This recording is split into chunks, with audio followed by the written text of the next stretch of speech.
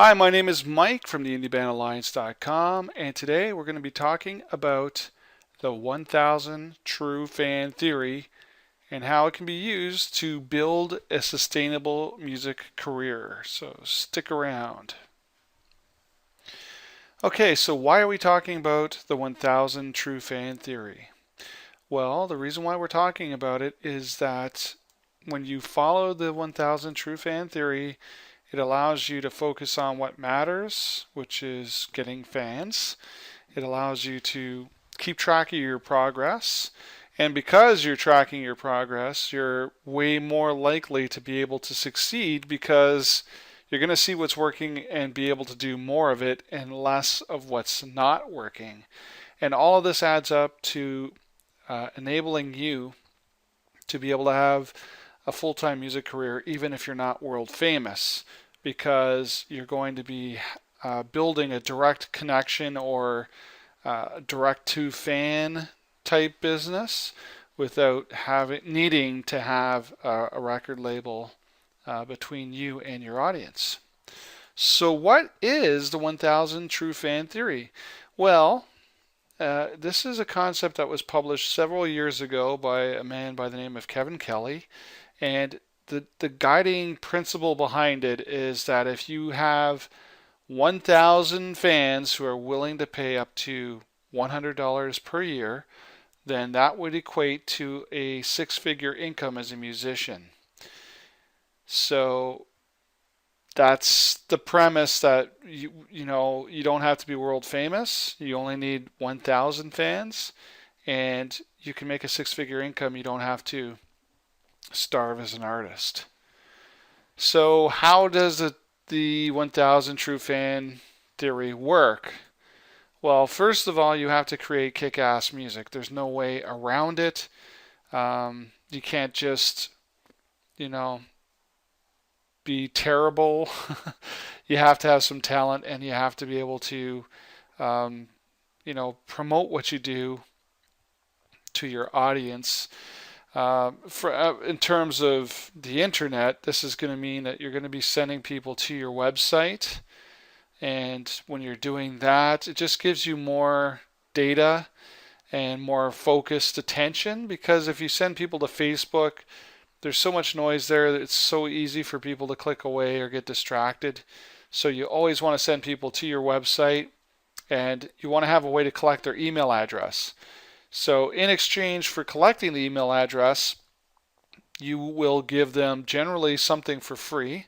So whether it's a single song or an EP or a full album download, this way you're building up an email address, and that allows you to build that direct connection with your fans or with your audience through email, because you can send an email and hit your audience instead of hoping, going on a radio station or doing an interview type thing. You can actually, like they would have had to have done in the old days, you can actually contact them straight through email or social media.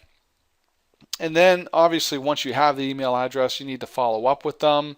You need to stay in touch. You need to kind of establish that relationship by staying in touch and by sharing cool stuff with them and involving them and showing them the behind the scenes of what you do, because that's the interesting stuff. Behind the scenes is what everyone wants to see. And then at the end of that, you need to have something to offer them, something that they can actually pay you money for, so that way you can get to that $100 per fan per year so that you can keep making music. So you need to have an offer, and you need to make it very easy for them to buy. So what if you have 4 band members? How does that 1,000 fans at $100 work? Well, obviously, if you've done the math, 100,000 divided by 4 band members is going to mean, obviously, that everyone in the band isn't making $100,000 a year.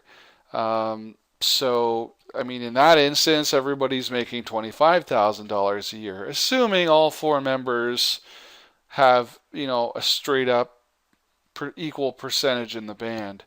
Um, so I mean, there's a lot of musicians out there that would be happy with, even earning 25,000 a year.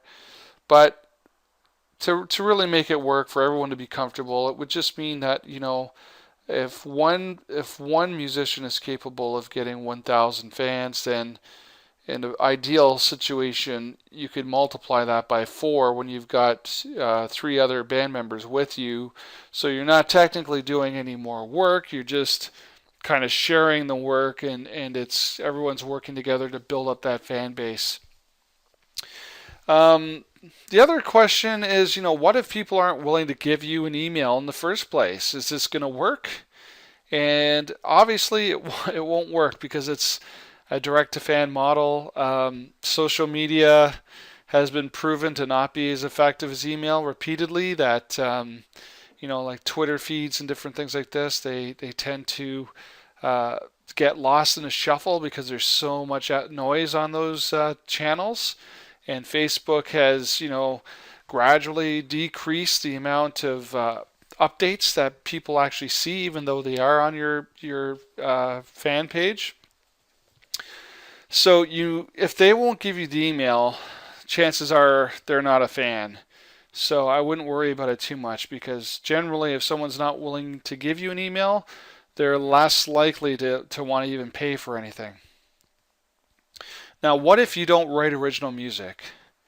Well, the 1,000 true fan theory is not going to work at all, because if you're replaying other people's music, then you're not going to get any sort of ongoing royalties, and you're going to get a very small percentage. Even you're going to have permission to sell the music, and you're going to have to pay out the lion's share of your earnings to the original songwriters. So yeah, it's definitely not going to work with original music, or without original music. The other big objection that some people have with the 1,000 fan theory is, how do you have $100 worth of stuff to sell every single year? And I mean, you have to start planning if you're only selling downloads, you'd have to sell 99 songs at 99 cents each.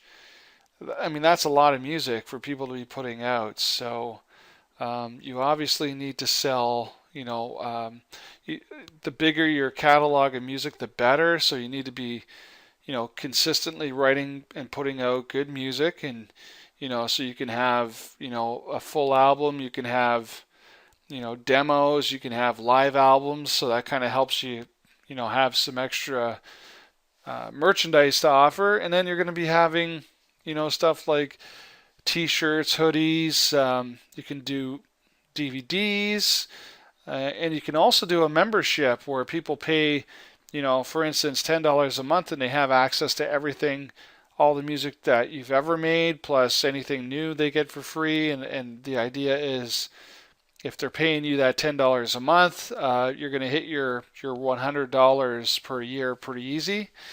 So that's another way of doing it. And then also, if you have, say you do house concerts, so there's performances too. You can do, let fans, book you in their home for a couple $100.